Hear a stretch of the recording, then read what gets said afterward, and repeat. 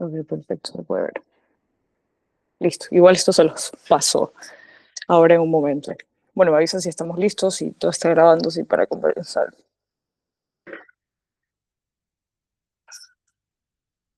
¿Estamos listos? ¿Sí? ¿Me escuchan? Sí. Sí, sí, Dale. sí. ¿Listo? Bueno, hoy vamos a ver enfermedad vascular periférica y TEP, conocido como tromboembolismo pulmonar, pero bueno, más rápido se le dice TEP. Este es el contenido: enfermedad vascular periférica, diagnóstico, tratamiento, y de ahí pasamos a TEP, ¿ok? Bueno, enfermedad vascular periférica. Cuando ustedes les dicen enfermedad vascular periférica, ¿qué es lo que piensan? ¿Qué se les ocurre?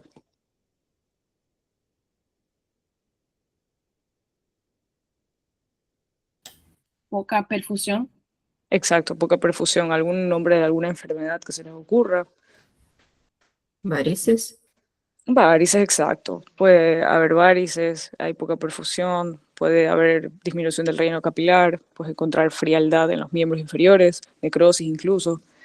Bueno, esto va a depender de si el paciente tiene varias comorbilidades, pues si tiene diabetes, obviamente va a tener mayor predisposición a tener enfermedad vascular periférica. Y bueno, por complicaciones. Si tiene hipertensión, probablemente también. Eh, y bueno, básicamente las EVP o enfermedades vasculares periféricas va a englobar un grupo de enfermedades que afectan, como bueno, la misma palabra lo dice, vascular periférica, que incluye arterias, venas y hasta vasos linfáticos, ¿ok? Que están situados en la periferia de nuestro cuerpo. Por lo general se utiliza para, o sea, este término, enfermedad vascular periférica, se utiliza para referirnos a la enfermedad arterial periférica, ¿ok? Si bien también podemos referirnos a la venosa, igual la arterial es la que más nos va a competir en este tema. Y bueno, acá, listo, perfecto. Definición, bueno, afecta a las arterias y venas fuera del corazón, ya lo sabemos.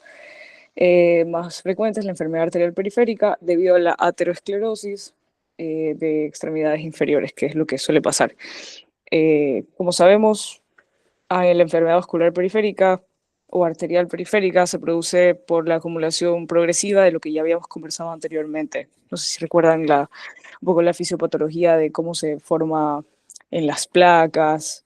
No sé si lo recuerdan. Después que eso fue lo que vimos en infarto agudo en miocardio, que se forman las placas ateroscleróticas, solo que esta vez no va a ser en las coronarias, sino que van a ser en las arterias ilíacas, femorales, popliteas, en las arterias distales, ¿no? Y va a generar una estenosis y eventualmente una oclusión del lumen vascular. Por consiguiente, va a disminuir el flujo sanguíneo de los tejidos distales. ¿Me hago entender? Sí, sí. Bueno, perfecto. Bueno, un poco de la epidemiología. Muchas personas sufren de esto. Prevalencia siempre en personas que son ya adultos mayores, ancianos, más de 70 años, dice acá. ¿Por qué? ¿Alguien me explica por qué?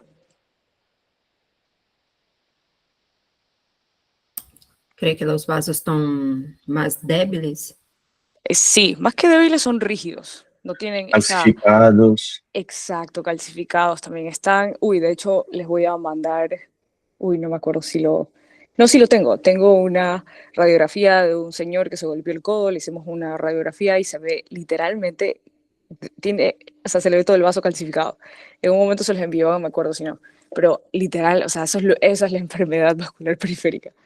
Y bueno, él tiene muchos factores de riesgo que incluyen, como lo vemos acá, diabetes mellitus, hipertensión, tabaquismo, la dislipidemia que te causa las placas ateroscleróticas, igual que el tabaquismo, insuficiencia renal crónica y bueno, la edad siempre te va a exponer. Mientras mayor sea, más rigidez de las paredes arteriales tiene y bueno, si no tiene una buena alimentación puede formar estas placas, ¿ok?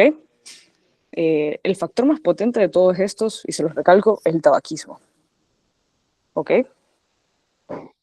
Y bueno, manifestaciones clínicas. Bueno, se manifiestan, perdón, de manera continua, por así mencionarlo. Y va a depender mucho de cómo va evolucionando según la gravedad, ¿ok? Los síntomas van a depender del grado de isquemia que tenga, isquemia tisular me refiero, ya no estamos hablando de infarto por si acaso, isquemia tisular, y de la capacidad de circulación colateral que tenga el paciente. Es decir, cuando hay una porción que tiene isquemia, no sé si han escuchado la circulación colateral, cuando tenemos problemas en la vena porta, en pacientes que están cirróticos, por ejemplo. No sé si han escuchado y han visto las venas que se le forman, y las varices que se le forman en la pared, bueno, en la pared abdominal, no, en todo el abdomen, que son bastante notables. Básicamente va a pasar esto en varias partes del cuerpo. Pero estos son los distintos mecanismos. Claudicación intermitente. Básicamente esto lo que te produce es dolor muscular con el ejercicio que va a ceder al reposo, ¿ok? Esto afecta típicamente a la pantorrilla. Te va a llegar el paciente y te dice, me duele mucho la pantorrilla, ¿qué estás haciendo? Estás trotando.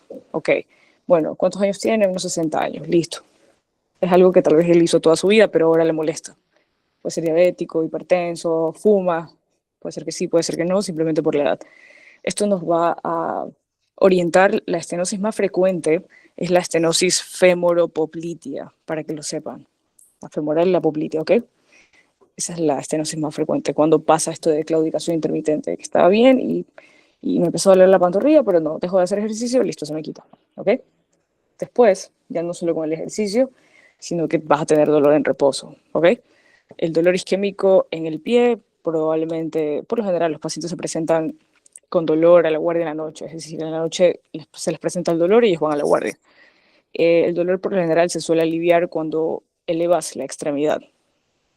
Esto ya indicaría isquemia un poco más avanzada, cuando el dolor es en reposo, ¿ok?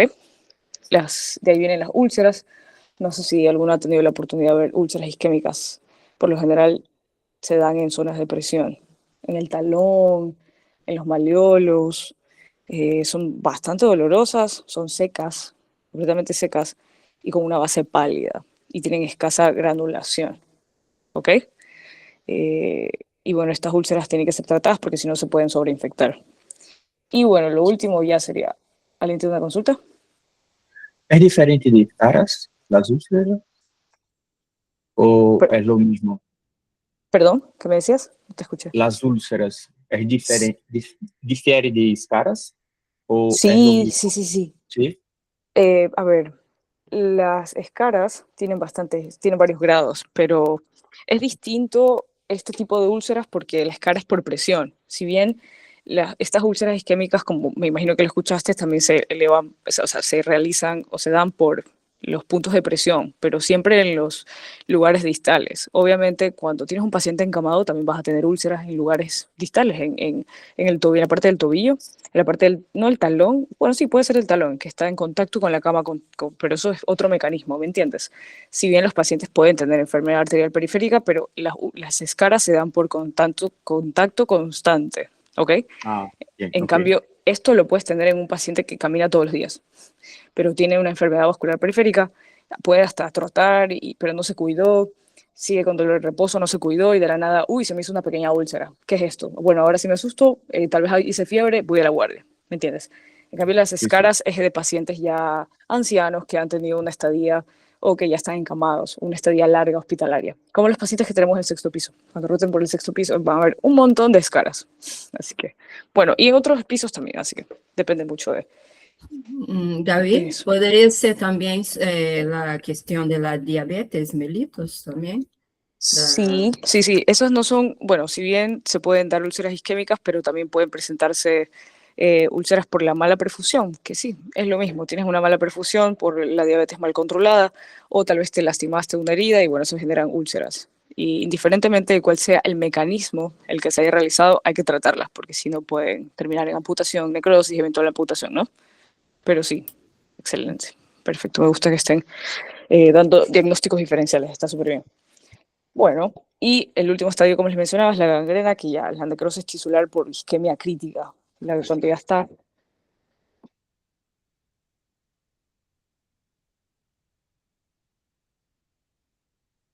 perdón, cuando ya está necrosis tisular por isquemia crítica, puede ser seca, es decir, que el paciente solo presenta la úlcera y la gangrena, pero esta no tiene infección, ¿ok? Y si ya es húmeda, ya tiene una infección sobreañadida. Y bueno, si te llega un paciente por la guardia y ves una úlcera gangrenada y está húmeda, tiene mal olor, y tú notas como que el paciente te dice, ya, bueno, he tenido fiebre en las últimas 2 semanas, o he tenido fiebre en los últimos 3 días, escalofríos, malestar, entonces ya esto es una emergencia y estos pacientes se quedan hospitalizados. Quiero que lo sepan porque es importante. No, si bien algunas veces el manejo es con antibiótico vía oral, por lo general es mejor dejarlos ingresados porque tienes riesgo de que no regresen y después regresen ya sépticos. ¿Ok? ¿Alguna pregunta hasta acá? No. Bueno, perfecto. Ahí tenemos una clasificación de Fontaine y Rutherford. Fontaine es la clasificación europea, solo para que lo sepan, y Rutherford es la americana, o norteamericana, como quieran llamarlo. Estas van a ser herramientas, bueno, son herramientas estándar para estadificar la gravedad de la enfermedad arterial periférica. Y esto va a básicamente guiar nuestras decisiones terapéuticas. ¿Ok? Como ven acá, el estadio Fontaine sería 1, la categoría Rutherford sería 0. Es cuando el paciente está sintomático. En un momento vamos a ver esto del ABI, que es básicamente el índice del brazo tobillo. ¿Ok? Este es otro mecanismo con el cual podemos medir asimetrías. Listo. Cuando el paciente está sintomático, es decir, no tiene nada de clínica, simplemente no tiene nada de clínica, pero puede tener riesgo cardiovascular elevado. ¿Ok? Eso sí tenemos que hacer un control del riesgo cardiovascular o los factores de riesgo cardiovasculares. De esto se encarga el cardiólogo, básicamente. De ahí tenemos el estadio Fontaine 2A, que es categoría Rutherford 1 o 2. Esto ya es cuando estamos en claudicación leve, es decir, el paciente ya tiene síntomas. ¿Ok? Acá solo lo medimos por factores de riesgo. Estos pacientes casi nunca los vemos hospitalizados porque no tienen síntomas, entonces no van a la guardia. Estos pacientes van a la consulta y te dicen, bueno, estoy haciendo ejercicio, me duele la pantorrilla. Y bueno, tú ya por los antecedentes o por lo que él te explica y revisas, listo. Bueno, ya tiene claudicación leve, esto más de 200 metros, el paciente ya empieza con dolor, más de 200 metros que camina, listo, podemos dar un manejo conservador. Es decirle como que, bueno, si te cansas, que esté en reposo, un poco más de tiempo o que haga ciertos movimientos al llegar a la casa, por ejemplo, que eleve las piernas para que así haya mejor retorno venoso, etc. ¿Okay? Cuando ya tenemos un estadio Fontaine 2B y Rutherford 3, ya la claudicación es incapacitante, es decir, el paciente puede caminar menos de 200 metros y tiene un dolor insoportable y siente que se le sale la pierna, así como calambre, como que le quema algo por dentro, imposible el tacto, o sea, tú lo tocas y él se queja y grita con su vida. Aquí ya se debería considerar la revascularización, ¿ok? Aquí ya, porque estamos actuando a tiempo. Si bien ya cuando la claudicación es incapacitante, ya estaríamos en dolor en reposo, ¿ok? Todavía no en úlcera, pero en dolor en reposo y esto sí necesita tratamiento médico. Y bueno, se le harán ecocardiogramas, ecodoppler para ver cómo están las arterias y las venas de ese miembro. Cuando es Fontaine 3 y Rutherford 4, también el dolor está en reposo, acá es menos de 200 metros, acá es dolor en reposo, esto sí es urgente. Lo ingresas a la guardia, le haces el ecodoppler y va de hemodinamia para revascularización. El Fontaine 4 y Rutherford 5-6 ya es cuando tienes la gangrena o la úlcera, que es el último estadio de las manifestaciones que hablamos, y aquí existe un riesgo elevado de amputación. O es revascularización urgente, igual que la arriba, o es amputación, ya depende del estadio igual. Esto, bueno, es un cálculo que se da dependiendo de la clínica. Esta tabla, por favor, si estudiensela, es probable que de las cosas de enfermedad arterial periférica es lo que les pueda tomar, ¿ok? Porque es bastante importante, más que nada por el pronóstico, porque si tú llevas a un paciente ulcerado y gangrenado, un paciente que se vio ayer, no tengo fotos del pie, lo hubiera tomado, me olvidé, pero de verdad que no, ese pie no se veía bien y por un pie estaban considerando, porque ya no sentían pulsos pediales, Traumato estaba considerando en dejarla infrapatelar, que es bastante, infrapatelar debajo de la rodilla, entonces te llevas toda la pantorrilla, todo solo por el pie, porque no fue a tiempo. Pero bueno, por eso se hace buena prevención a los pacientes en consultas y todo. para evitar ese tipo de cosas. El diagnóstico y tratamiento, acá está el índice tobillo-brazo, no, bueno, dije brazo-tobillo es lo mismo. Esto es la prueba de diagnóstico inicial de elección que se realiza. Se va a calcular dividiendo la presión sistólica en el tobillo entre la del brazo, ¿ok? Esta es la presión sistólica del tobillo entre la del brazo, o sea, arriba va la sistólica del tobillo y abajo va la del brazo, siempre la sistólica. Y bueno, si tienes menos de 0.9, la diferencia va a ser el diagnóstico, es lo como el corte. Aquí menos de 0.90 sería el diagnóstico ya de la enfermedad arterial, con sensibilidad de aproximadamente un 70-90% y una especificidad del 95-99%. No sé si saben qué es sensibilidad, especificidad, se usa mucho en las pruebas diagnósticas iniciales.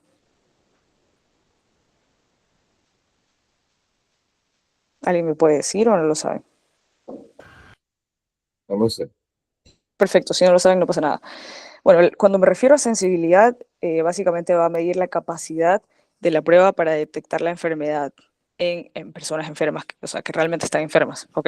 Entonces, si esta prueba tiene el 70 o casi 90% de sensibilidad, significa que si es positivo, o sea, si mide menos de 0.9, hay un 90% de probabilidad que el enfermo realmente esté enfermo, ¿ok? Esa es la sensibilidad, solo para que lo sepan. Y la especificidad va a medir la capacidad para identificar correctamente a las personas sanas. Es decir, si esta prueba sale 1, entonces ya estaría en más de 0.9. Significa que no está enfermo el paciente.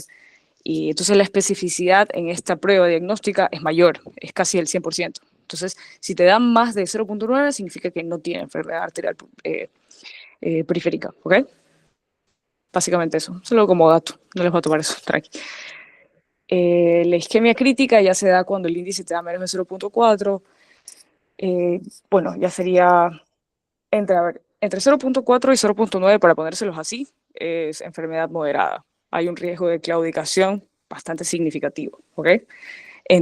Bueno, menos de 0.4, ya la isquemia es crítica, como dice acá, y hay riesgo de pérdida de extremidad bastante elevado. Y si es mayor a 1.3, esto es otra cosa, ya se va para el otro lado. Esto puede pasar en ancianos que les dije que pueden tener sospecha de calcificación, como ustedes mismos lo mencionaron, o que está muy rígida las paredes, ¿ok? Y las arterias son no compresibles por mucha calcificación. Esto es muy frecuente encontrar en pacientes ancianos con diabetes mellitus e enfermedad renal crónica, ¿ok? Esto va a requerir sí o sí hacer un ecodoppler y hacer un descarte. Les voy a pasar ahora para que vean, pues si no me olvido, para que vean la arteria calcificada. ¿Dónde está esto? Bueno, si me da un ratito.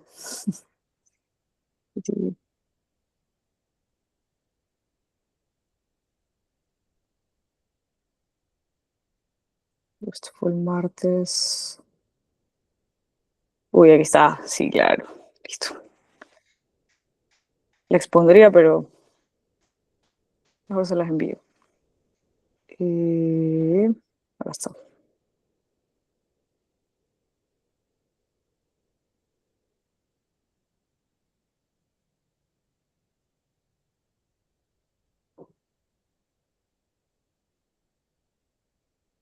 O bueno, puedo enviármela a mí, para que igual enseñarlas acá.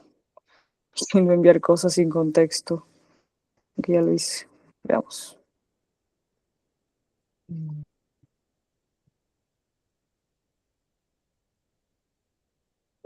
Lo que estamos viendo todos mi computador. Listo. Bueno, si ven esto. Sí.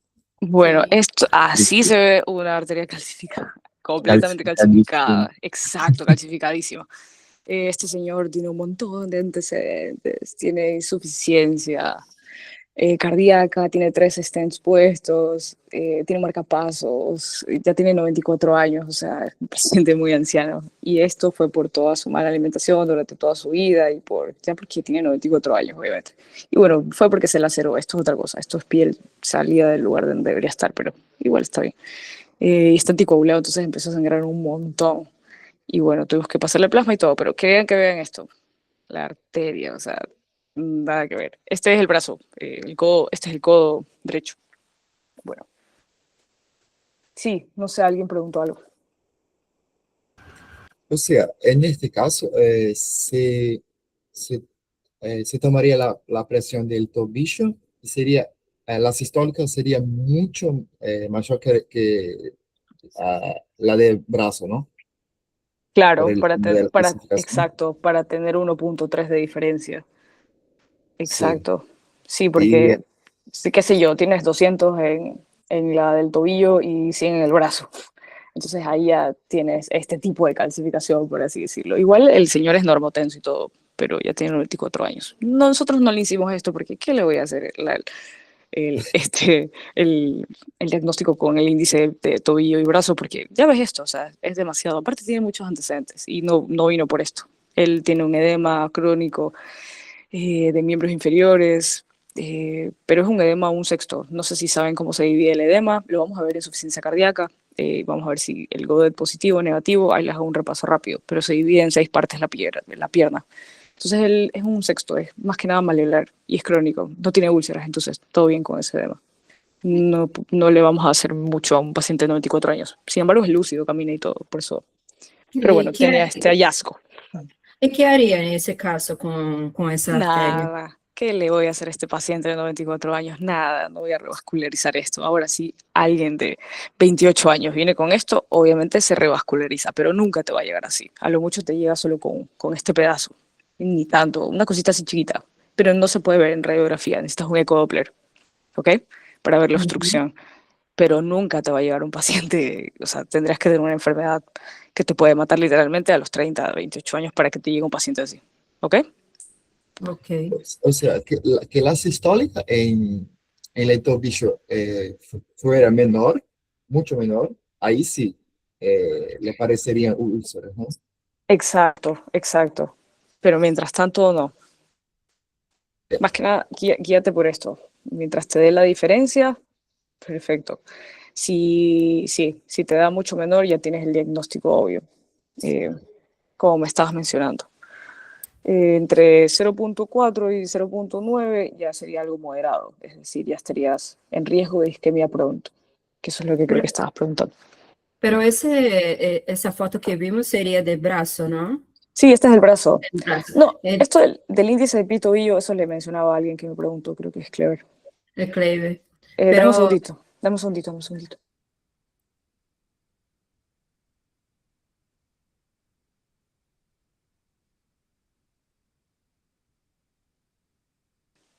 Bueno, listo, perdón, estoy trabajando.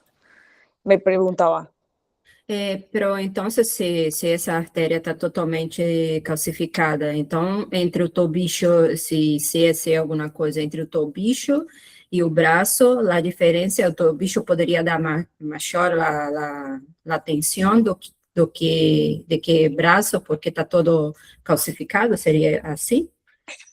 no, y creo que no entendieron muy bien lo de índice tobillo-brazo. Esto se usa cuando no tienes tú cómo ver esto.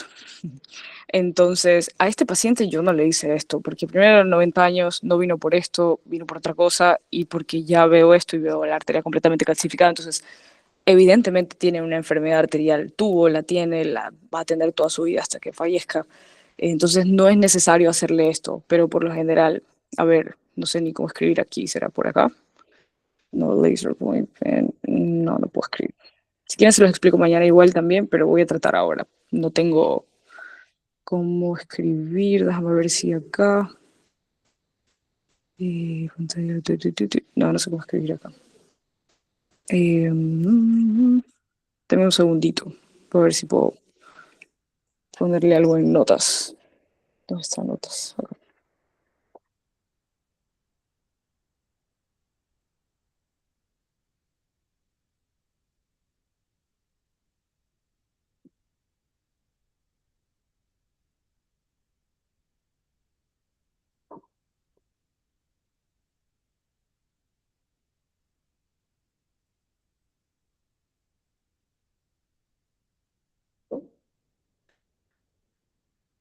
A ver. All to share screen. Listo. Bueno, creo que ahora sí pueden ver. Digamos que tú tienes, a ver, el índice que se llama hábil, pero primero tienes la sístola, es la presión sistólica del tobillo. El tobillo y la divides para la del brazo, la presión sistólica también del brazo. ¿Me escuchan, verdad? Sí, sí. Sí me escuchan, ¿verdad? Ya me estoy asustando. Sí, Sí, sí, sí. Nadie me responde. Bueno, listo. Aquí se... Bueno, la TA solo tomas la sistólica del tobillo dividido para la presión sistólica del brazo, ¿ok? Supongamos que la presión sistólica, que es lo que normalmente pasa en un paciente cuando ya tiene riesgo de isquemia, o sea, sería en este caso isquemia crítica o cuando ya pronto tendrías que amputarla. Vamos a jugar con valores porque igual yo normalmente no hago estos ejercicios y tampoco se los voy a tomar, pero bueno, vamos a hacer el esfuerzo. Digamos que tienes un paciente con 100 de sistólica en el tobillo y 150 de sistólica en el brazo, ¿ok? Sistólica. Esto te daría 0.67, o sea, 0.7, ¿ok? Ahora, ¿dónde estarías acá? Estás en menos de 0.9, ¿ok? Entonces, como estás en menos de 0.9, esto ya te daría el diagnóstico de que el paciente tiene una enfermedad arterial. Esto está un poco confuso por la manera en que se puso, pero esto ya sería el diagnóstico. Ahora, el paciente por lo general, lo que debería, y menos de 0.4 ya tienes mucho más riesgo. Lo normal lo que se debería tener es 1, ¿ok? Es decir, si tienes una sistólica en el tobillo de 200 y en el pie, ni tanto, estoy exagerando, el tobillo de 110 y en el pie, perdón, tobillo de 110 y en el brazo de 100. Entonces, en este caso te daría obviamente 1.1. Esto no te da, o sea, esto es lo normal, esto es lo que un paciente debería tener, como prácticamente parecido en el tobillo y en el brazo, las presiones sistólicas, ¿ok? Porque si están diferentes, estaríamos hablando de un montón de patologías. Incluso si tienes diferente de un brazo del otro, pero con una diferencia de más de 30 milímetros de mercurio, es decir, tienes en un brazo 230 y en el otro 200, o incluso más, o en un brazo tienes 150 y en el otro 200, bueno, ahí estaríamos hablando de una coartación aórtica, estaríamos hablando de disección aórtica, de otras cosas, ¿ok? Pero esto específicamente es del mismo lado del tobillo y del brazo, entonces esto estaría correcto, este sería como lo normal, por así decirlo, ¿ok? 1 sería normal, porque menos de 0,4 ya es isquemia crítica. No sé si me entendieron ahora. Y bueno, si el paciente ya tiene más de 1.3, ya sería esto, la calcificación. Ni siquiera sospecha. Esto ya está calcificado, pero sería una sospecha de que ya o se está calcificando o se va a calcificar, ¿ok? Esto pasa más en ancianos, como se los mencioné. Bueno, no sé si entendieron o si les di una mejor idea. Y Sí, ahora sí, sí, entendi. Ahora sí, ahora sí. Perfecto. Bueno, ahora sí continuamos entonces. Bueno, ya terminé de explicarles el AVI. Igual tranquilo, sería bueno que lo repasen para que lo sepan. No se los voy a tomar como les dije. El ecodoppler es la primera línea de imagen, como les mencioné. Si tienes un vaso calcificado o obstruido, lo primero que tienes que hacer es una imagen. Y aquí la imagen de elección es el ecodoppler porque la ecografía te va a decir cuánto tiene de obstrucción el paciente por unos índices que se sacan, ¿ok? Obviamente evalúa mejor el flujo, si es un ecodoppler arteriovenoso completamente, y la morfología de la arteria, si tiene un aneurisma te lo va a decir, si está muy estenosado te lo va a decir, etcétera, ¿ok? Este no, es un método obviamente no invasivo, siempre se prefiere lo menos invasivo posible. De allí tenemos, esto ya cuando tenemos un paciente que le vamos a hacer la planificación quirúrgica para revascularizarlo, le podemos hacer un angio-TAC o una angio-RM, resonancia magnética, tomografía, ¿ok? Esto es una alternativa, la TAC es una alternativa y porque tiene una buena alternativa porque tiene excelente resolución. Y simplemente aquí con esto se miden algunos segmentos aortoilíacos como para saber dónde entrar y todo. Como es un angio, todo lo que diga angio va a tener contraste. Entonces también tenemos que evaluar el grado de insuficiencia renal para ver si le podemos pasar contraste o no. ¿Ok? Y la resonancia, esta no tiene radiación, recuérdenlo, y se prefiere en la insuficiencia renal crónica. ¿Ok? De leve a moderada. Y obviamente la resonancia puede tener gadolínio, pero puedes hacerla sin contraste. Listo. Y la arteriografía ya es la técnica definitiva, es el gold estándar, la verdad. Y bueno, se hace simplemente cuando estás seguro, ya hiciste el ecodoppler, viste que la arteria está ocluida, entonces simplemente vas con la arteriografía a ponerle un stent o a sacar la calcificación. Por lo general se pone un stent. Y se hace ahí los dos, como que ya sabes que lo tiene, solo ingresas, lo ves y lo solucionas. Así que es una intervención simultánea de diagnóstico-tratamiento. ¿Ok? Ahora, el tratamiento se basa en 3 pilares fundamentales, por favor, igual que el infarto, que son la modificación de los factores de riesgo, el tratamiento médico sí o sí, y la revascularización siempre y cuando esté indicado. ¿Ok? Entonces, la modificación de factores de riesgo cardiovasculares, cese tabáquico, sí, por favor, porque este es el factor de riesgo, es el mayor factor de riesgo para desarrollar la enfermedad vascular periférica.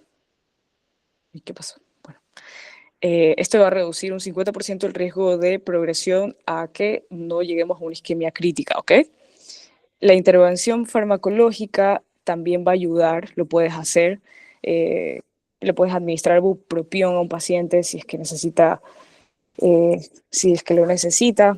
El control glicémico sí o sí se tiene que hacer porque estos pacientes por lo general tienen diabetes o insuficiencia renal crónica por diabetes.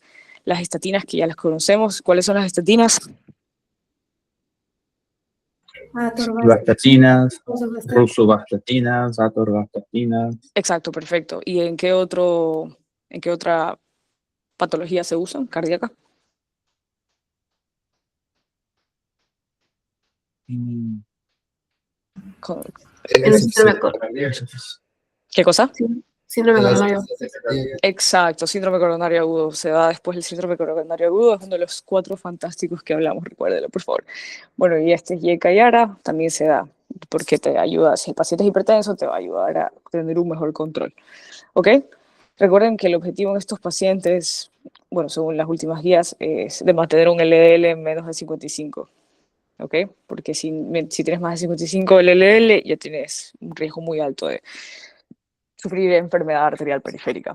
Y obviamente te va a ayudar a reducir la mortalidad cardiovascular y los eventos de isquemia en las extremidades.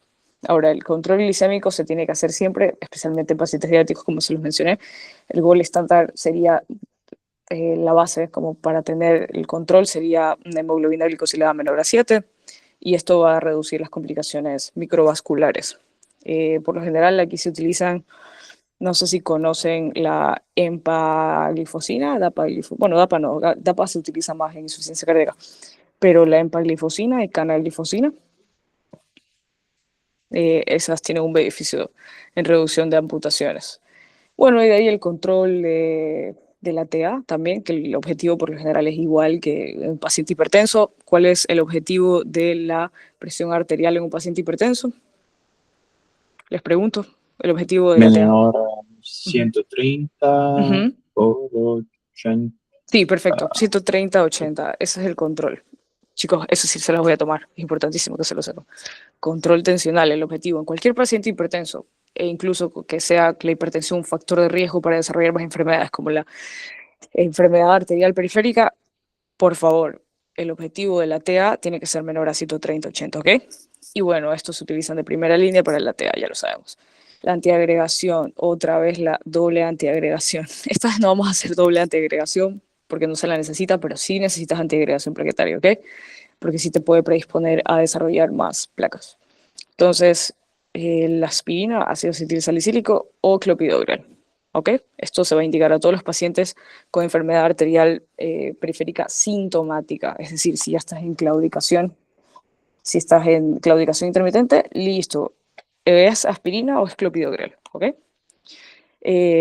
Bueno, también se puede dar la doble antiagregación que se lo llama, o que lo que habíamos visto antes, pero solo a pacientes con alto riesgo isquémico, a pacientes tal vez que ya estén con dolor en reposo o ya tengan como ahí unas pequeñas úlceras, listo, ahí sí iniciamos. Por lo general no se da doble antiagregación, sino que se da o sea, dosis de aspirina diaria o de clopidogrel más un anticoagulante. Por lo general se prefiere rivaroxaban, que es el que no te va a generar sangrado, ¿ok? En lo medio de lo posible, porque el rivaroxaban es súper caro para las personas que no tienen como un buen sueldo, por así decirlo. Es bastante caro. Por eso se prefiere por lo general el acenocumarol, pero tiene más complicaciones. Bueno, y obviamente el paciente tiene que tener bajo riesgo de sangrado, ¿no? Si el paciente tuvo un ACV y tiene un riesgo hemorrágico alto, no lo vas a anticoagular con warfarina o acenocumarol porque puede sangrar. Okay. Ejercicio supervisado. Hay un programa de ejercicios supervisados. Básicamente este se va a usar para la claudicación intermitente. Esto no lo puse, no, sí lo puse 1A. Está en la guía y es como que se tiene que hacer sí o sí cuando estás en la primera fase. Es decir, hago ejercicio, me duele la pantorrilla, voy al médico, ¿qué hago? Bueno, tienes que hacer ejercicio supervisado. Esto consta de al menos 3 sesiones semanales de 30 a 60 minutos de caminata progresiva, ¿ok? El paciente le dices, vas a caminar 30 minutos, los primeros 5 minutos vas a ir a un paso que hasta tú te aburras de ir a ese paso, y cada 5 o 10 minutos vas aumentando el paso, ¿ok? Y esto va a mejorar la distancia de claudicación muchísimo, de verdad que mejora mucho la calidad de vida de los pacientes, en comparación a llegar a isquemiarte y revascularizarte, ¿ok? Si se puede evitar mejor. Revascularización se realiza con la angioplastía transluminal percutánea, que se la conoce como ATP, y se coloca un stent, como se los dije. Esta va a estar indicada en lesiones cortas, en lesiones accesibles, como puede ser en la femoral, poplitea, porque entras por la misma arteria y bueno, llegas y abres el stent y listo, se quedó allí, ¿ok? Tiene menor morbilidad, pero por lo general así se realiza esto y se coloca el stent. Si es un paciente que no cambia su estilo de vida, puede haber reestenosis, ¿ok? En la misma arteria. También se utilizan ya en los pacientes que no funcionan la angioplastía más stents o que no se cuidan con el estilo de vida, se puede realizar un bypass quirúrgico, ¿ok? Esto ya está indicado por lo general en lesiones grandes, multisegmentarias también, o cuando ha fallado esta intervención, como se los mencioné. Esta ya es de mayor durabilidad a largo plazo. Y bueno, si ninguna de estas funciona y ya te llega un paciente con gangrena, lo siento, amputación, y eso es de traumato, ¿ok? Eso ya es para la isquemia irreversible, necrosis extensa, o una infección que no puedes controlar. Me olvidé de tomar fotos del pie que les dije, pero de verdad que el pie estaba necrótico, olía terrible y era un foco de infección. Un foco de infección para el paciente porque ya estaba séptico. Estaba estable todavía, pero estaba séptico. Y si ese foco no se sacaba, ese mismo día se podía morir. Así que entró una amputación de urgencia.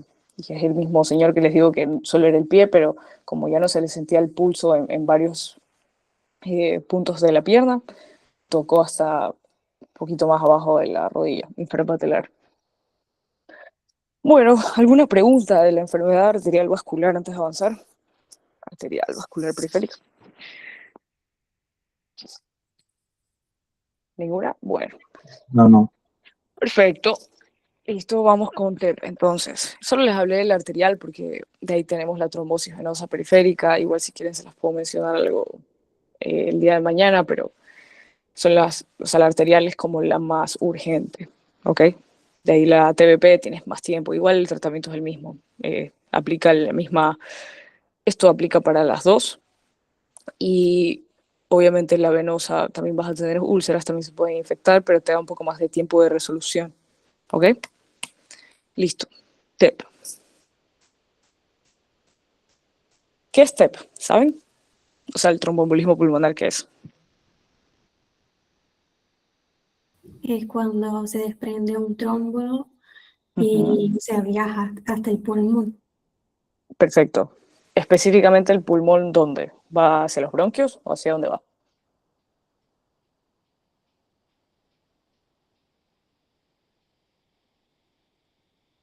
Bueno, En la vasculatura. exacto, va hacia el árbol vascular pulmonar. Por trombos, como lo dijiste, procedentes de las venas profundas, por lo general de las extremidades inferiores. Se hace el trombo, viaja, como le mencionaste, el trombo, este trombo, sí, o sea, si tienes una TBP, la única complicación, una trombosis venosa profunda, la única complicación, no la única, pero una de las complicaciones y la que nos importa es esto, TEP, ¿ok? Por eso primero hablamos en conjunto, pero la arterial es la que me importaba que sepan esto. Y la TBP, lo único que me interesa es que sepan que esta es la complicación de la TBP, complicación, pero bien puesta, que necesitas actuar sí o sí muy rápido, ¿ok? Pero también se puede originar en las venas pélvicas, renales e incluso en el ventrículo derecho, no tenemos que ir tan lejos, en las partes distales. Bueno, acá está la fisiopatología. Bueno, les hablo un poquito más de por acá. Esto es muy grave. No sé si hayan visto alguna vez un paciente con TEP, pero te llega con una sintomatología muy marcada que ahora la vamos a ver. Y literal es una causa de mortalidad cardiovascular muy alta, tal vez después del infarto, probablemente. Hay consecuencias hemodinámicas en cadena, que no sé si las puse acá, creo que no. Pero bueno, se realiza la obstrucción vascular pulmonar. Esto va a aumentar la poscarga del ventrículo derecho. Por la posición, obviamente sabemos que la parte derecha es la del pulmón. Entonces, aumento de la poscarga, va a haber una dilatación mayor del ventrículo derecho mismo y se va a desplazar del septo interventricular hacia el ventrículo izquierdo. Esto es un signo tomográfico que se conoce como el signo D o design. ¿Okay? Esto lo vamos a ver después y, o sea, posteriormente ahora. Y bueno, después, acá te lo puse, recién lo estoy viendo. Reducción del gasto cardíaco, te va a dar una hipotensión arterial, entonces tienes un paciente con disnea súbita. El paciente estaba tranquilo, estaba hablándote hace 2 minutos y de la nada te llama la enfermera y te dice, Doc, el paciente está hipotenso, está sudoroso y no puede respirar.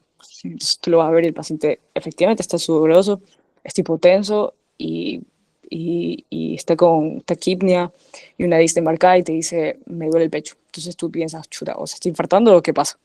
¿Ok? Y esto hay que actuar muy rápido porque eventualmente cuando ya todo esto ha pasado, llega shock obstructivo y se te puede parar el paciente. ¿Ok? Hay factores de riesgo.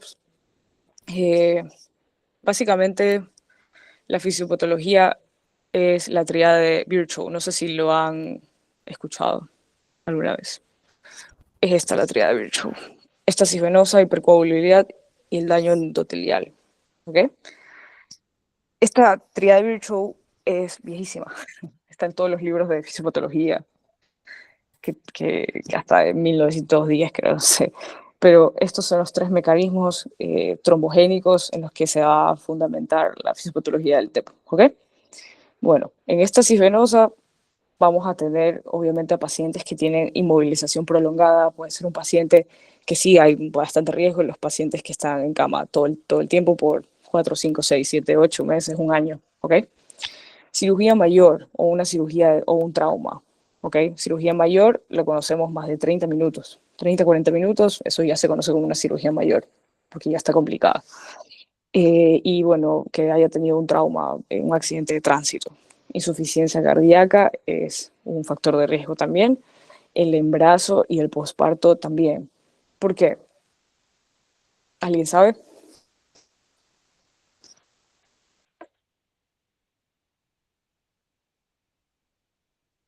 ¿Alguien no? ¿No sería porque cuando tuvo una gran hemorragia tuvo que hacer muchos trombos para tapar todo? Exacto, exacto, básicamente. Y aparte, si es por cesárea, es una cirugía mayor. La cesárea no te demora 20 minutos. Mientras tú estás suturando, sacas al bebé y si tienes alguna complicación, bueno, te jodiste. Así que en los pacientes posparto hay que estar muy pendientes de la sintomatología posparto, aparte de cuidar al niño, eso se encargan de neonatología. Perfecto. También viajes largos, por ejemplo, los que trabajan en el colectivo, los conductores de colectivo o de trailers o lo que quieran. Bueno, los pilotos sí se pueden parar un poco más, pero también tienen riesgo. Entonces, siempre preguntarle al paciente a qué se dedica No. Obviamente si te llega con un TEP, la clínica va a ser diferente, pero si tienes un paciente en consultorio y te dice, bueno, yo trabajo en colectivo y trabajo 8 horas y no me paro en 8 horas, o tal vez tengo descansos, pero después de 6 horas, si ya tienes viajes largos, más de 6 horas, listo, necesitas tú darle medidas con las que él pueda evitar tener un TEP o generar trombos y que después se genere un TEP. ¿Qué son estas medidas? Si es que no se puede parar, que sería lo ideal que se pare cada hora, cada 2 horas, entonces puedo usar medios de compresión. ¿Ok? Medidas de compresión. Esto también se utiliza por eso en los pacientes que van a cirugías mayores. No sé si lo han visto, lo único que tienen los pacientes puestos en quirófano son las medias. Obviamente si no se va a hacer nada en las extremidades inferiores. Incluso en las pacientes postparto también, siempre medidas de compresión. ¿Ok? Bueno, hipercoagulabilidad. Esto se puede dar por una trombofilia hereditaria, que ya simplemente vino el paciente así, sus genes, no se puede hacer mucho más que tratar la enfermedad de base, ¿ok?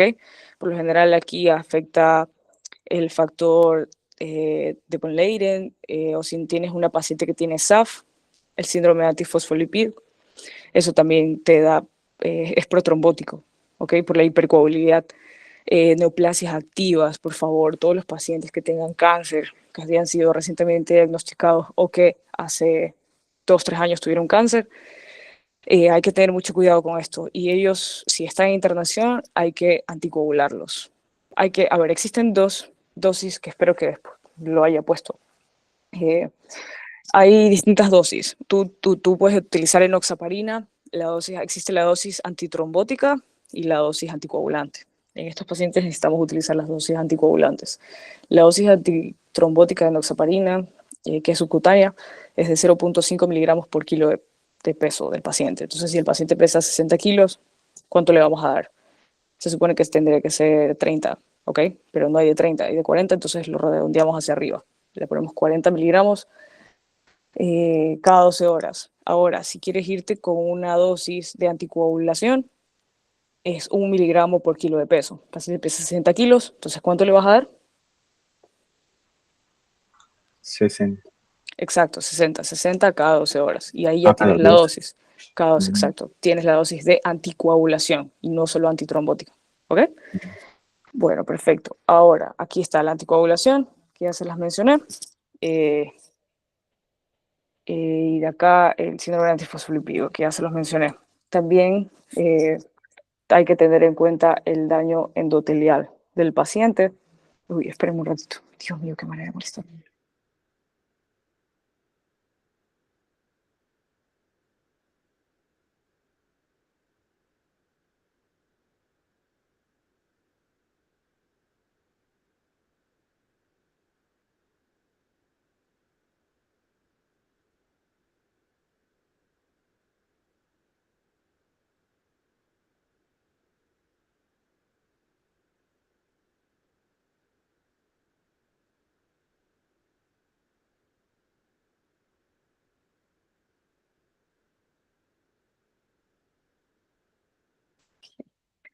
Ya, a ver en qué estábamos. Anticoagulación. Ok. Terapia de reemplazo hormonal también, síndrome antifosfolipídico. Y bueno, también hay que tener en cuenta las enfermedades inflamatorias intestinales.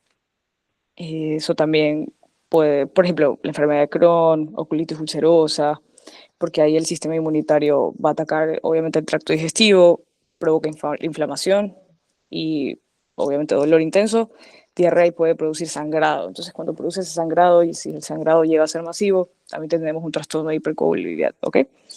Ahora, daño endotelial.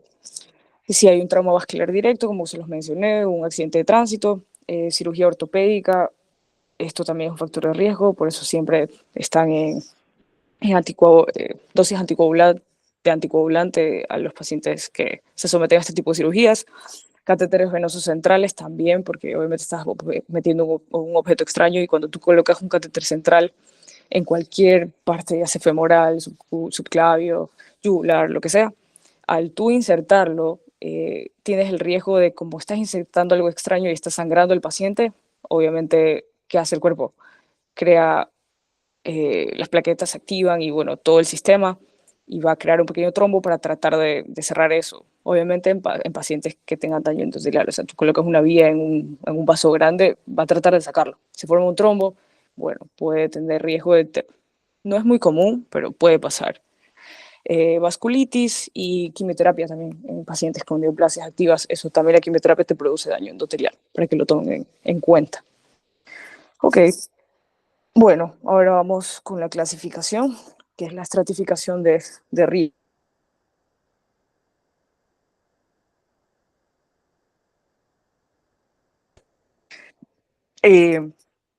Esta estratificación de riesgo sí o sí se la tiene que hacer, es el paso más crítico en el manejo del paciente del TEP. Es una cosa que tú tienes que hacer en segundos, minutos, no te puedes demorar más, ya que esto va a determinar la intensidad del tratamiento, ¿ok?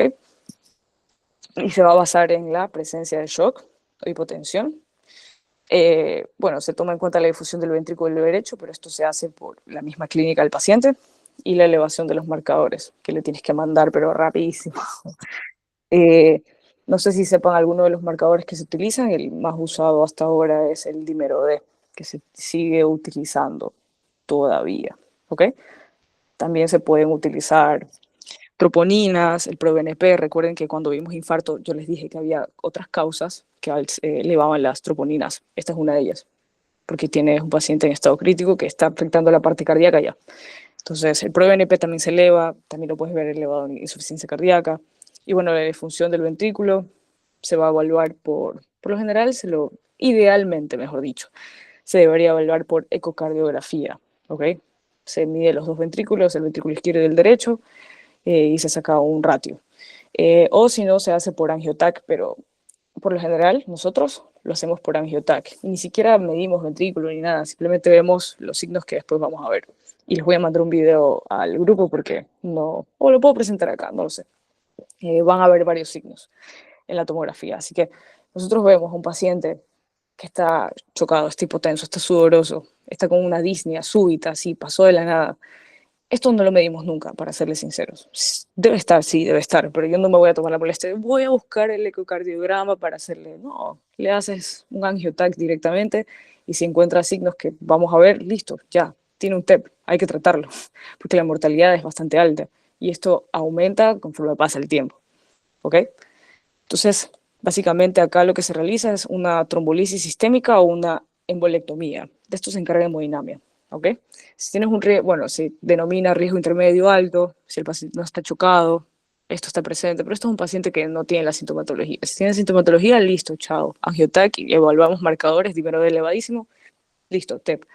Acá está elevado, sí, bueno, aquí lo anticoagulas y lo monitorizas. Esto es un paciente que tal vez tiene disnea, que tiene dolor, puede presentarse o no con dolor de pecho, realmente no es lo clásico es la disnea súbita. Se siente cansado, pero ya te he dicho, bueno, me siento cansado hace 3, 4 días, llegué acá y ahora, bueno, ya no puedo, tiene disnea en reposo, clase funcional 3, 4, tú le haces una tomografía, un angiotac, pero no está hipotenso ni nada, tú le haces un angiotac y bueno, encuentras el hallazgo, listo, hay que anticoagularlo y monitorizarlo para que no llegue como tal a TEP, ¿ok? Pero la trombolisis se realiza cuando ya la tienes. Riesgo de intermedio bajo, bueno, esto es para que lo lean, anticoagulación parenteral, ACO, o sea, sí o sí se tiene que dar, y hospitalización, porque lo vas a monitorizar, si todo está bien, bueno, se va con todas las pautas de alarma y todo, y regresará si algo le pasa. Y bajo riesgo, bueno, todo normal, no tiene nada, no tiene dímero D, no tiene troponinas, no tiene absolutamente nada, no está chocado, simplemente tuvo una molestia, se sospechaba, se hizo el angiotac, salió limpia, entonces no pasa nada. O sea, una anticoagulación oral y se da el alta, el manejo ambulatorio, con seguimiento siempre. Estos pacientes siempre tienen que tener seguimiento. Esto no se usa mucho, se usa solo cuando ya tienes alto riesgo de tener TEP y cuando ya lo tienes ahí, mejor dicho, en el hospital y te llega con disnea súbita y todo lo que mencionamos. Importante, igual que en el infarto, más que en la pericarditis, el infarto, si tiene un paciente y puede o no tener dolor de pecho, tú le haces un electro, digamos que tiene un paciente de 58 años, que te dice que tiene dolor de pecho y disnea, ¿ok? Tú dices, uy, se está infartando. Tal vez no, tal vez tiene un TEP. Entonces hacemos un electro y acá también va a haber hallazgos. Apréndanse esto, por favor. S1, Q3, T3. No es nada difícil, S1, Q3, T3. Esto le salva la vida a los pacientes. Y cuando ves esto, se está infartando, o sea, perdón, tiene un TEP agudo y hay que tratarlo, ¿ok? S1, acá está la S1, es la S profunda. ¿Por qué 1? Porque lo ves en la derivación 1, ¿ok? Esta S nunca se ve así. Yo tengo un electro para mostrarles, pero normalmente es, o sea, se termina P y nunca ves esta elevación, ¿ok? Entonces, S1, Q3, la onda Q en la derivación 3, ¿ok? No es nada difícil y esto te ayuda muchísimo a diferenciar de cualquier otro diagnóstico.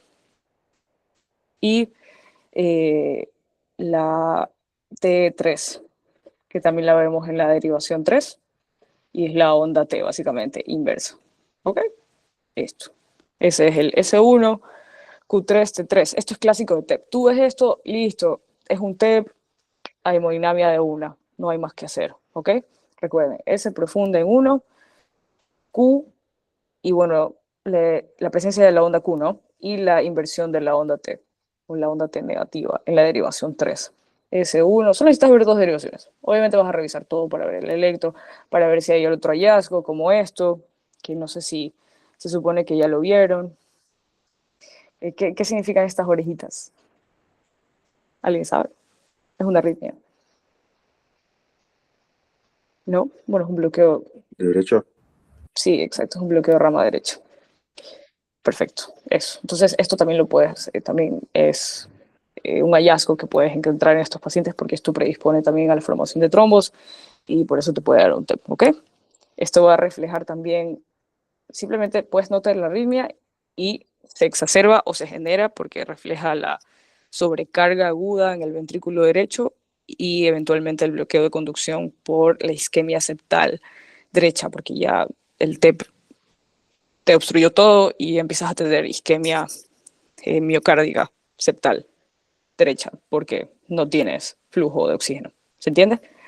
Bueno, este patrón del S1, Q3, T3 se llama McGene-White, solo para que lo sepan. No sé si lo puse por acá, no lo puse. Bueno, y bueno, la inversión, a veces existe la inversión de la T. Cuando tienes inversión de T también, o se está infartando o tiene un TEP, depende mucho de la clínica también, ¿ya? Y de las troponinas y la angiotac y todo lo que puedas enviar para descartar los otros. Por lo general, mira, tienes la inversión en ondas P1, P2, B3 hasta B4. Aquí solo tenemos en B1 y B2. Y acá ya están positivas otra vez. Ni siquiera solo tenemos en B1. Y en D3, que eso es lo que tenemos que valorar más que nada. Bueno, continuamos. Esta es la escala de Wells. Esta es básicamente una escala que se utiliza bastante para... es la escala del TEP. Esto era la estratificación de riesgo. Y esta es la escala que se utiliza para ver qué tan probable es que el paciente tenga un TEP en ese momento. Clínica de TBP. Si ves que el paciente ingresó, trombosis venosa profunda es esto, por si acaso. Si ves que el paciente ingresa con una asimetría de miembros inferiores, o lees en la historia clínica que por eso ingresó, y tiene tal vez asimetría de miembros inferiores todavía, o tiene una úlcera venosa, bueno, ya sabemos que podemos ir por ese lado, ¿ok? Ahora, ¿qué otra clínica puede ser sugestiva de TBP? Dolor. El dolor en la pantorrilla, si no veas una simetría, la coloración, si tienes rubor, calor, bueno, esto ya te da una puntuación de +3, ¿ok? TEP más probable que diagnóstico alternativo, es decir, si aquí ya, esto se refiere a si tienes un paciente con disnea súbita, ¿ok? Y es más probable que, es decir, es un paciente joven, que se accidentó y que fue a una cirugía traumática, o sea, de trauma y ortopedia. Entonces, este paciente joven, ¿qué es más probable? ¿O que se esté infartando o que tenga una TEP? Obviamente que tenga una TEP, entonces lo vamos a pensar. Y por la clínica, por cómo se presentó, disnea súbita y todo, bueno, le chantas +3 ahí, le pones +3. Ya tenemos 6 puntos, es bastante. Ya con 6 puntos nos vamos encaminando. Cuando ya la probabilidad es alta, es más de 8 puntos, ¿ok? Si está taquicárdico, que si taquicardia, hipotensión, creo que ya se los mencioné, eso es shock, sí o sí. ¿Por qué está chocado este señor? o este paciente? ¿Tiene un shock obstructivo, un shock séptico? ¿Qué tipo de shock tiene? ¿Un cardiogénico? Bueno, está taquicárdico, 1.5. Inmovilización o cirugía hasta hace 4 semanas. Este paciente que ha sido intervenido recientemente, que le está conversando por el traumatismo que tuvo, el chico de 28 años que me acabo de inventar, tuvo cirugía recientemente, sí, entonces ya más 1.5. Ahí ya tendrías 3 más 3 más 3, 9. Suficiente, alta probabilidad. Y bueno, le haces la angiotac. Dímelo de. El eco se lo puedes hacer, pero realmente no, idealmente se debería hacerlo, pero no es como el gold estándar, por así decirlo. El gold estándar es la angiotac. Esto te va a dar todo. ¿Ok? Si ha tenido ya en pacientes adultos o ancianos, si ha tenido TBP o un TEP previo incluso, eso también le da puntos. Si el paciente tiene apoptosis, eso te da un punto. Y si tiene una neoplasia activa, te da un punto. ¿Por qué la neoplasia activa? ¿Alguien me dice?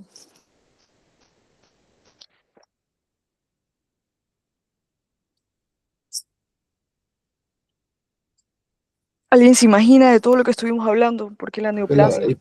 Producción de Exacto, coágulos, trombos. exacto, hipercoagulabilidad, lo que vimos acá. Y si tiene una neoplasia y te dice, si tiene una neoplasia que de por sí ya te da hipercoagulabilidad, y te dice, estoy en quimioterapéutico, acá todavía daño endotelial, que también es otro factor de riesgo. Entonces, neoplasia te da un punto. ¿Ok? Bueno, esto sí, por favor, apréndanse. Esto es lo más importante de todos. Esto es probablemente que sí se los toma. Les puedo poner un caso clínico y ustedes van sacando. Bueno, este señor tiene 130 de frecuencia cardíaca. Tuvo una TBP anterior. Tiene ahora una TBP, esa fue su razón de ingreso y así, ¿ok? Y bueno, tiene baja probabilidad, media probabilidad, alta y cuál es el paso a seguir. Más o menos así se va a ver el examen dependiendo del tema. Me importa mucho que sepan infarto, TEP, insuficiencia cardíaca. Y bueno, hipertensión también. Eso. Herramientas diagnósticas, dímero D, como le mencioné, alta sensibilidad. ¿Recuerdan qué era la sensibilidad? Posiblemente lo mencioné porque al Para aire. diagnóstico de personas La enfermedad. enfermas. Exacto. La enfermedad en personas enfermas. Es decir, ¿qué tan cierto es que este señor está enfermo? 97%. El dímero D es altísimo. El valor normal es menos de 500. Obviamente esto difiere en distintos laboratorios. Así que si ya tiene un dímero de 2000, listo. Tiene toda la clínica, obviamente, de una hemodinamia, ¿ok? Si tiene más de 50 años, bueno, este es el cálculo. Y esto es muy útil para la exclusión, porque si el dímero D te da 20, no es TEP, ¿ok? Angiotac, este es el gol estándar, como se los mencioné. Es lo que se tiene que hacer. Sí, tiene una sensibilidad del 83%, pero miren la especificidad. Si la angiotac sale limpia, ya lo descartamos completamente, ¿ok? Porque esto es la especificidad, es la probabilidad de que el paciente esté sano. Y esto es de que el enfermo esté enfermo. Entonces esto, primera elección en pacientes estables. Realmente se hacen todos, pero si tú tienes una sospecha de TEP, ya de una tienes que estar anticoagulándolo, o sea, no tienes que esperar a tener la angiotac y tener todos los signos y eso.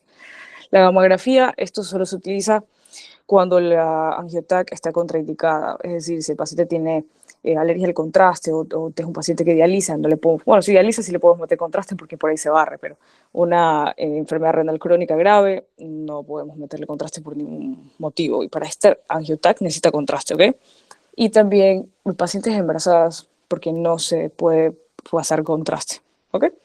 Ecocardiograma, ahí se puede visualizar la disfunción del volumen del ventrículo derecho, que es lo que nos va a dar este hallazgo. Y bueno, cuando ya tenemos los hallazgos del electro, eso también te puede guiar bastante bien, especialmente si ves el S1Q3T3, que lo vi alguna vez, no le tomé fotos, así que no se los puedo mostrar. Este es útil en pacientes inestables y no se da el diagnóstico definitivo porque el paciente puede tener alguna otra enfermedad cardiovascular. ¿Alguien va a preguntar algo? Sí, Gaby, ¿siempre hace dímero y angiotac? Sí. O... No, siempre estas dos. Dímero D siempre, angiotac. Y igual siempre vas descartando todo. O sea, si el paciente te llega a emergencias, tú haces de una la angiotac, le solicitas el dímero D, obviamente los laboratorios normales y las troponinas, porque te llega con disnea. Siempre el diagnóstico diferencial de TEP es el infarto, ¿ok? Si te llega un paciente infartado con dolor de pecho o disnea y dolor de brazo y mandíbula, ahí no te vas a ir por TEP porque no tiene la clínica de TEP. Pero si te llega un paciente disneico, taquicárdico, hipotenso, le haces los dos, porque probablemente o pueda dolerle el pecho o no, que no es clásico de TEP, el dolor de pecho, pero igual lo descartamos, ¿ok? Entonces ahí le pides de todo, troponinas, Dibrode y Langiotac. Eso es lo que hay que solicitar, ¿ok? Sim, Pero sim. estas dos sí o sí. ¿Por qué? Porque la sensibilidad es muy alta para saber si tiene un TEP. Y acá la especificidad para descartar el TEP es muy alta. Entonces estos dos son muy útiles, ¿ok? Y las troponinas, como les mencioné acá, eso es lo que nosotros normalmente hacemos. Esto obviamente mide el daño miocardíaco y bueno, si están altas implica peor pronóstico, porque el ventrículo derecho va a estar sobrecargado. No sé si lo han notado, estas diapositivas yo las hago con IA. La IA no te puede poner imágenes, entonces te da como eh, estos cuadros o estas figuras. Ya les muestro una figura, se les voy a mandar para que la vean desde el celular o se las puedo mostrar acá directamente, no hay problema, pero es para que igual un poco entiendan los signos que se ven, pero no hay mejor manera que verlo realmente. Igual. Bueno, estos son los hallazgos en la Angiotac. Esta es el Saddle Embolus, que es la silla de montar, que realmente nadie lo llama así, solo tú ves todo esto y dices step. Entonces, es el signo de Riel. Uy, espérame un ratito, perdón. Sí.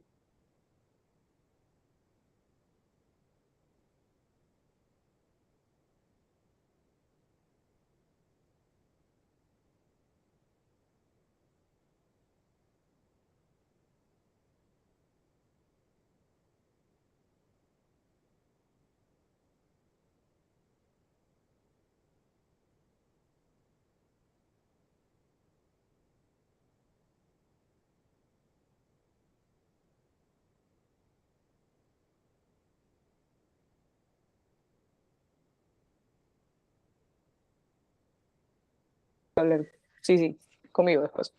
Bueno, bueno, estamos acá en la silla de montar, el Saddle Embolus. Ok.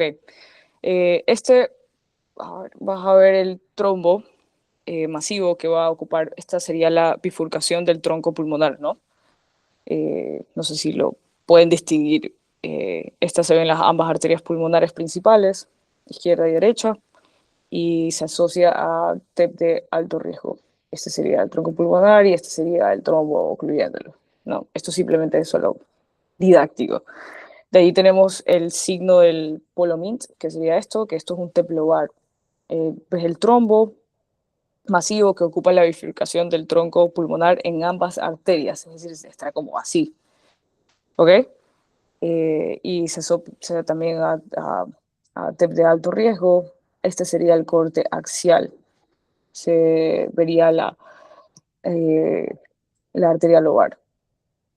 Esto es cuando es subsegmentario, porque, a ver, hay varias maneras en que el trombo puede ocluir las arterias, ¿ok? O puede ocluir todas, o puede ocluir una, o puede ocluir alguna parte. Igual todas son igual de críticas, pero cuando ocluye las dos, es más crítico y tienes menos tiempo de reacción o de hacer algo.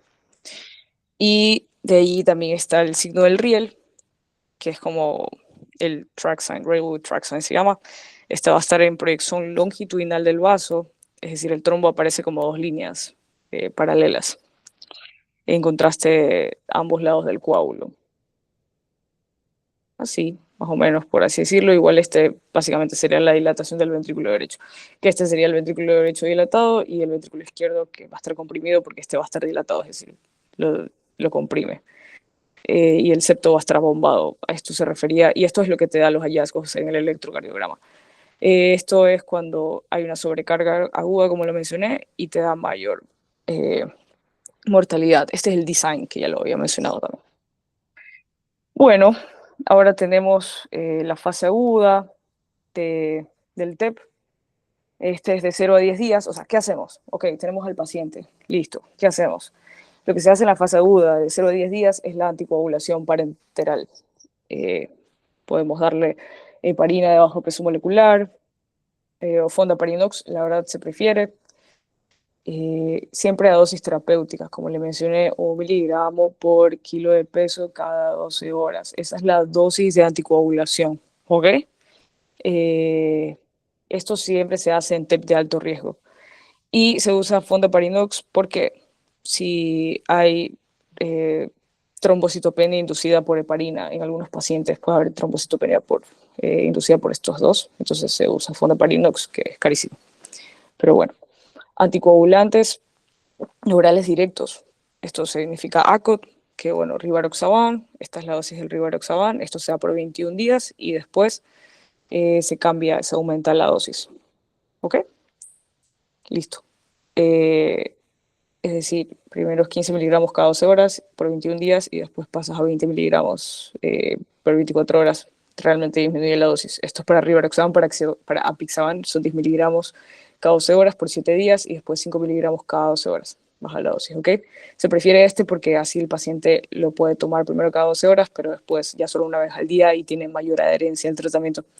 Trombolisis sistémica, aquí se utiliza lo que ya vimos anteriormente, también se utilizaba en infarto, alteplasa, 100 miligramos cada 2 horas, esto solo si el riesgo es si el paciente ya está en shock, básicamente, hasta que se resuelva. También cuando existe un deterioro, el deterioro hemodinámico o cuando hay contraindicaciones absolutas, esto no se hace. Por ejemplo, si el paciente tiene un ACV hemorrágico reciente o la cirugía mayor fue hace menos de 10 días, ahí no damos esto, porque si no tenemos un riesgo de sangrado. O si la hipertensión es mal controlada. Bueno, de ahí embolectomía quirúrgica, esto es lo que se tiene que hacer. Lo hace hemodinamia, como les mencioné, o el ECOS, que es un ultrasonido, o sea, se utiliza de asistencia el ultrasonido y se realiza igual la embolectomía.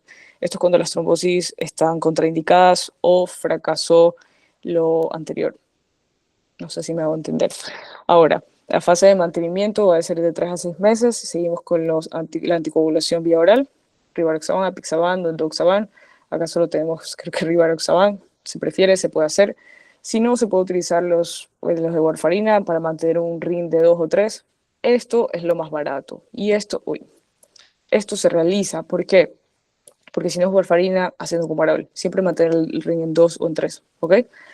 Pero esto es un poco complicado porque tienes que hacer el switch. Cuando está el paciente internado y tú le estás pasando anticoagulación parenteral, tienes que hacer el switch de heparina haciendo cumarol o enoxaparina haciendo cumarol, ¿ok? Entonces, significa que un día le vas a dar ambos. Le tomas un coagulograma y ves cómo está el ring o INR y tal vez te dé uno. No estás en rango. El paciente no se puede ir porque ese no es un rango de anticoagulación. El rango de anticoagulación con acenocumarol o warfarina es de 2 a 3. Entonces tienes que seguir anticoagulándolo con enoxaparina y aumentar la dosis de acenocumarol. Es decir, eso se hace entre 3 a 4 días. Le das como 2 miligramos cada día y le haces todos los días un coagulograma y vas midiendo esto, porque a veces pasa que te pasas y estás en 4 y tienes mayor riesgo de sangrado y ahí nos jodimos y tenemos que suspender y bueno, reiniciar, esto es todo un tema. Bueno, esto solo si la anticoagulación vía oral está contraindicada. Realmente se utiliza más porque es más barato, como les mencioné. De allí también tenemos la heparina, de bajo peso molecular, que se prefiere en las neoplasias activas. ¿Ok? ¿Qué más les puedo mencionar de estos? ¿Alguien tiene una pregunta? Sí, Gaby, una pregunta. Hablaron en fármaco para nosotros que enoxaparina era siempre, normalmente era que elegía por justo no tener ese tanto efecto como Sí. la não fracionada do problema de tromboplastina, ¿no? Perdón, do trombocitopenia. Pero, Claro, no produce. sim, pero então, como esse fondaparinha é muito caro, então, e nesse caso a varfarina tem todos esses problemas, não seria a indicação principal a noxa? Sí, pero se prefiere siempre y cuando el paciente esté controlado y esté hospitalizado, ¿ok? Porque cuando se va ya a la casa, no lo vas a mandarse a inyectar todos los días, 2 veces al día, no lo va a hacer. ¿Y quién lo va a inyectar? ¿Me entiendes? Entonces, si mientras tengas al paciente, puedes hacerlo, la anticoagulación parenteral. La parenteral te la pongo aquí porque es lo que se prefiere y no puedes hacer anticoagulación parenteral con enoxaparina, la enoxaparina subcutánea, ¿ok? Pero nosotros lo podemos hacer como para tener algo de anticoagulación mientras el paciente se estabiliza y mientras hacemos todo este manejo. Pero el Fondaparinux, este sí es parenteral, por eso es más caro, ¿ok? Sí. Y porque tiene menos efectos adversos. Pero cuando te vas a la casa, tú no vas a mandar a un paciente con enoxaparina. No sé si eso dije, la verdad, me habré confundido, pero no le puedes mandar enoxaparina porque no es vía oral y el paciente no se va a inyectar 2 veces al día. Primero, aquí no tienes que lo inyecte y segundo, es carísimo que alguien te inyecte. Ahora, les digo que se prefiere a veces el acenocumarol antes de la rivaroxaban. ¿Por qué? Porque es más barato. Entonces, tal vez tenemos por lo general a veces la población, esto pasa en la población mayor, ¿ok? Es un paciente jubilado que no recibe buen sueldo. Entonces, obviamente, si tú le mandas a comprar rivaroxaban, que es muchísimo más caro, por ejemplo, la enoxaparina, depende de cuánto le mandes, pero es costoso. El Fondaparinux, lo último que vi, simplemente como profilaxis, que esto sí varía en los miligramajes, pero, por ejemplo, si le mandamos de 2,5, ¿ok? Y creo que te viene una caja de creo que 8 o 10 jeringas. Esto te cuesta 250.000 pesos. Entonces no vas a mandar a un paciente a anticoagularse con 250.000 pesos cuando solo le va a durar 5 días, 4 o 5 días. 250.000 pesos cada 4 o 5 días, no. Rivaroxaban también es caro. También, Não, sim, nesse caso sim, tá perfeito. Pero seria o uso hospitalário, não? esto es un uso hospitalario, sí, esto, porque es de 0 a 10 días.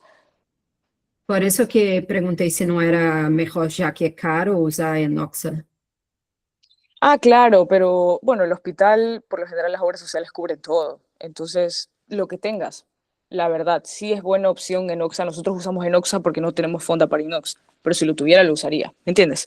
Es más por lo que tengas disponible. Obviamente la guía te recomienda esto, pero si no lo tienes, te toca usar lo que Ah, tengas. Sí, sí, claro, claro. eso. Gracias. ¿Respondí tu pregunta? Sí. Sim, sim. Dale, perfecto.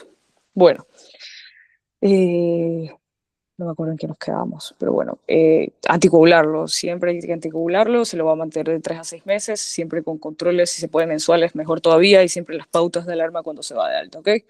El rivaroxaban, como le mencioné, es muy caro, no sé cuánto cuesta, debo investigar, pero es mucho más caro que el acenocumarol. O sea, el acenocumarol igual, 300.000 pesos. ¿cuánto? 300.000 pesos. 300.000 pesos y... Xarelto. Sí, Xarelto, el nombre. Ok, viste, carísimo. No me vas a mandar a comprar la jubilación, creo que es de 400.000 pesos. O sea, se le va un montón de plata y va a tener 100.000 Sí, pesos para sí, vivir. No. es Entonces siempre imposible. se prefiere hacer documarol por eso. Aquí en Argentina, ahora, si te vas a Estados Unidos y tienes todas las opciones, lo que quieras y lo que te quieran enviar, todo lo debería cubrir el seguro social, que también cuesta un montón. Pero bueno, se revalúa a los 3, 6 meses. Realmente esto se hace mensual. Igual le das pautas de alarmas, como lo mencioné. Y si tienes un factor precipitante o riesgo de sangrado y recurrencia, todo esto lo tienes que valorar, ¿ok? Porque si no, habría que cambiar. Por ejemplo, si viene un señor que ha estado 3 meses haciendo cumarol y tiene un ring de 5 y se cayó y te viene con un ACV hemorrágico, ya pues, esto se suspende y ya te damos otro esquema después de tratar el ACV. Pero sigue en riesgo de un TEP, así que hay que tener mucho cuidado con eso, ¿ok? Entonces, si te viene un señor estable simplemente, pero tiene un ring de 7, ¿qué puede pasar? El señor puede estar como si nada, no se cayó o tiene petequias. Entonces tú ves que el ring está sobre anticoagulado el paciente, entonces, bueno, le suspendes el acenocumarol y después lo revalúas, le haces otro coagulograma y ves el esquema que hay que seguir, ¿ok?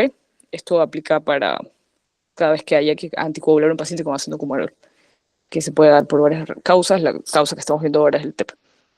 Y bueno, la anticoagulación extendida, esto ya es mayor de 6 meses, esto se usa en TEPs no provocados, el riesgo de recurrencia sin dar estos tratamientos de anticoagulación extendida es más del 40% a los 5 años, entonces es muy alta, ¿ok? Aquí se debe considerar la anticoagulación indefinida, siempre valoreando el riesgo hemorrágico como lo que les dije.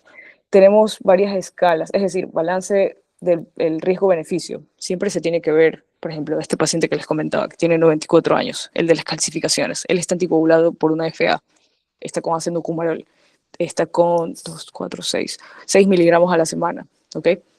Porque esto no lo tomas todos los días, ¿ah? Depende del hematólogo, pero él te enviará o 2 miligramos cada 2 días y un día solo tomas 1 miligramo, o sea, depende mucho de eso. Pero es muy difícil mantener eh, este ring si le das todos los días. Te va al cielo y no lo vas a poder controlar, así que también eso hay que verlo. Bueno, les comentaba, este paciente de 94 años que está anticoagulado por una FA, hay que valorar si realmente él todavía necesita la anticoagulación, porque se tiene más riesgo de caída y de ACV hemorrágico y de sangrarse por las caídas que se produzca un trombo y, por la FA y a la final termine en un TEP, ¿me entienden? Entonces sí me hago explicar cómo hay que ver el riesgo-beneficio, porque si lo seguimos anticoagulando de la manera en la que estamos haciendo, se cae otra vez y se puede morir. Puede tener una hemorragia masiva y quedó. Entonces aquí yo creo que para él al menos sería más beneficioso o suspender o cambiar. Sería ideal cambiarlo a Rivaroxaban, eso se hablará con los familiares. Pero bueno, eso. ¿Me hago entender o no? Ah, sí, claro. Sí. Perfecto. Bueno, seguimos con trombofilia mayor. Esto sí o sí, estos pacientes tienen que estar anticoagulados por el riesgo muy alto de TEP. Los pacientes con SAF, que es el síndrome antifosfolipídico, eh, o si tienen, esto ya se lo va a ver en hematología, ¿ok? El déficit de AT o hemocigoto factor B de Leiden, así, factor 5 de Leiden y cosas así. Estas trombofilias mayores, sí o sí la anticoagulación definida, eso se ve en hemato. La neoplasia activa hay que continuar hasta la remisión tumoral, por eso siempre cuando, eh, cuando hay pacientes que te dicen, tuve cáncer de mama y estuve en tratamiento quimioterapéutico hace 3 4 años y te llega por disnea, no necesariamente por un TEP, pero te llega por disnea y de la nada vez que tiene eh, metástasis pulmonar o metástasis óseas, que es lo más común en el cáncer de mama, listo, ya tienes otra neoplasia activa otra vez, tienes que otra vez hacer la anticoagulación porque es un factor de riesgo protrombótico alto. Y a dosis reducidas, el Rivaroxaban o apixaban. Eso ya se da después de 6 meses. Esos son caros, se continúa con el acenocumarol, bueno, depende de la clase social y todo. Conclusiones, ya sabemos el diagnóstico de lo del índice de tobillo-brazo. No se hagan lío, no les voy a tomar eso, pero sí quiero que sepan los estadios, cuando al principio el paciente le duele el tobillo de manera intermitente, solo con 2 ejercicios, después en reposo, después tal vez tenga una úlcera pequeña y al final isquemia gangrenosa, ¿ok? Eso sí puedo ponerles un caso clínico. El electro en TEP, Dios, esto sí, por favor, es muy importante diferenciarlo, casi importante igual que un infarto, ¿ok? La taquicardia sinusal siempre va a estar porque está taquicárdico e hipotenso, shock. Eh, el TEP, estratificar el riesgo, más que el riesgo me importa el Wells, esta escala de la CEPAN. Pongo un caso clínico, como ya les mencioné, y les voy a preguntar qué probabilidad tiene de tener un TEP este paciente. Media, alta, baja, ¿ok? Y estos dos, Dímero D y Angiotac, que son las herramientas diagnósticas gold estándar. Ahora, déjenme ver si les puedo poner la parte de eh, los signos tomográficos, pero como en un ejemplo de tomografía como tal.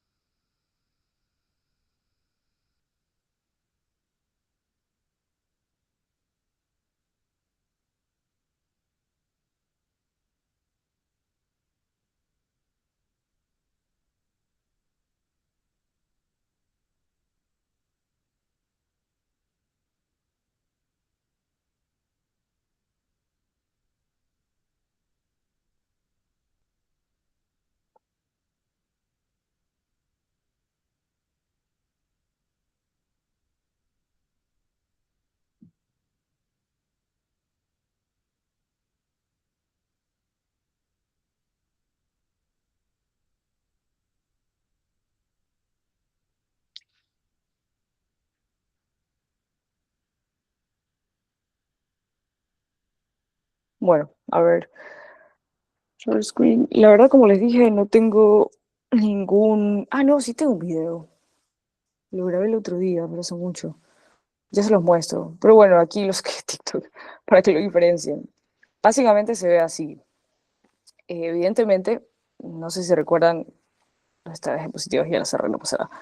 El cuadradito que teníamos en las arterias pulmonares, ¿verdad? Ok, las arterias pulmonares, el árbol bronquial, o sea, el árbol de las arterias pulmonares. Esta sería la vena cava, aorta, solo para que nos guiemos y todo, como sabemos, desde corazón derecho hasta la aurícula izquierda. Y este sería el trombo. Bueno, realmente todo lo que se ve, no se ve muy bien, pero acá está el trombo. Déjame ver si en el video que tengo se ve mejor. Igual esto se los puedo pasar para que diferencien un poco si es que ustedes quieren ver alguna tomografía. Ahora denme un segundito, ¿dónde guardé este video? Ah,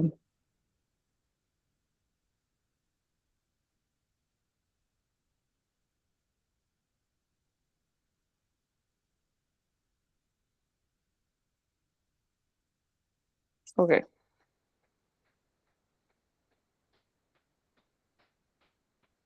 a ver, estoy pasando. ¿Me está escuchando? Sí, ¿verdad?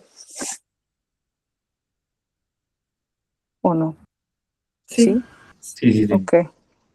Bueno, esto me lo pasó una amiga. Yo lo grabé, pero ella lo subió. Y mira, si ves, me acuerdo que sí, tenía el electro y tenía S1Q3, el paciente llegó hipoxémico, hipocápnico y de disnea súbita, y el señor tenía, ¿cuántos? Unos 83 años y había salido de una cirugía reciente.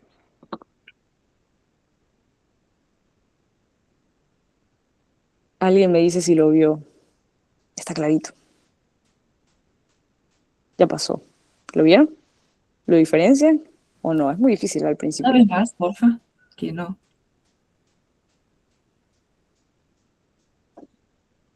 ¿Lo ven? Si ven que aquí se interrumpe, el contraste es todo lo que tiene sangre. Y si ven que aquí se interrumpe y después continúa. ¿Sí ven? Sí, sí. Listo, ese es el TEP. Y esto es un TEP masivo. Fue un buen caso. Lo pasamos directamente a hemodinamia. Aquí está. Ahí empieza. ¿Sí ven? Esto es todo el trombo. Enorme. Y bueno, sigue ahí todo su trayecto. ¿Lo ven? ¿Sí lo diferenciaron? ¿Me confirman? Sí, si no. Sí. Sí. Listo. Sí. Sigamos el trayecto bien. Aquí se bifurca, entonces inicia y aquí está el trombo. Y simplemente colapsa toda la circulación. ¿Sí ven? Listo. Lo que obstruye las dos arterias No, puede obstruir las dos como no. ¿Qué me decías? sería tipo, no, porque hablaron que cuando obstruye las dos sería, no sé, como silla de montar, sería más así. Sí, sí, sí, esos signos Esa. los puedes buscar, sí, sí, claro que sí, exacto. Sí, sería como silla de montar, exacto. Pero sí podría estar por acá ya. Pero ahí está, es bastante grande. Podría ser un design el signo de... Pero bueno, ¿alguna pregunta? Los signos no los voy a tomar, solo quiero que aprendan a diferenciarlo. Pueden buscar un montón de videos, un montón de videos en internet. Si rotan por emergencia, yo estoy los miércoles abajo, así que pueden, como que si tengo un caso interesante les voy a decir, la verdad últimamente estamos teniendo pacientes psiquiátricos que no son nada interesantes, al menos que te interese psiquiatría, pero no hay mucho que hacer, no es tan movido. Entonces, o si a alguien le interesa o si tengo algún caso de TEP, que gracias a Dios, y digo gracias a Dios porque estos pacientes son una bombita de tiempo, hay que actuar muy rápido, ahí se los podré explicar. Eh, ¿Qué más? Ah, como lo del pie, la enfermedad vascular periférica que sí vimos, crisis hipertensivas también tenemos, que se tratan con nitroglicerina endovenosa. ¿Qué más hay abajo? Muchas neoplasias, sí. Bueno, eso puede ver simplemente las indicaciones y ver que tiene la enoxa. Pero bueno, a mí, por suerte, no sé si depende mucho de la espalda, es raro que me llegue algo tan crítico abajo. Y si llega, ya llega en otro lado, pacientes. Ya en plan comfort y cosas así. Bueno, Eso, eso sería la clase de hoy. Mañana vemos insuficiencia cardíaca, vemos un poco de miocardiopatía chavásicca. ¿Nos falta algo más? Creo que no, ¿verdad? Igual si saben, recuerden. No creo que es. Creo que cubrimos No, todo. creo que todo. Bettina les dio todo lo que es arritmias, valvulopatías, Tacarritmia, bradiarritmia. endocarditis, yo les di pericarditis, hipertensión, hipotensión, falta de insuficiencia cardíaca, les di enfermedad vascular periférica y ahora TEP. infarto y TEP. Perfecto. Sí, Eso. nos falta eso. Bueno, mañana prepárense, voy a ponerles como un par de casos clínicos. Me gustan más los casos clínicos que preguntas técnicas. ¿Ok? Entonces probablemente en mi examen se vean más como casos clínicos. No sé cómo se vio el de Bettina, la verdad, probablemente igual. Pero ella me va a pasar preguntas de valvulopatías. Y si yo puedo ajustar un par, les avisaré lo que me parece importante de valvulopatías. Si sus preguntas me parecen bien, las dejo igual, ¿ok? Si no, les mencionaré que repasen tal cosa. Por favor, estudien. No quiero tener que tomar exámenes en junio, julio, no sé cuándo es. En julio. No, por favor, no.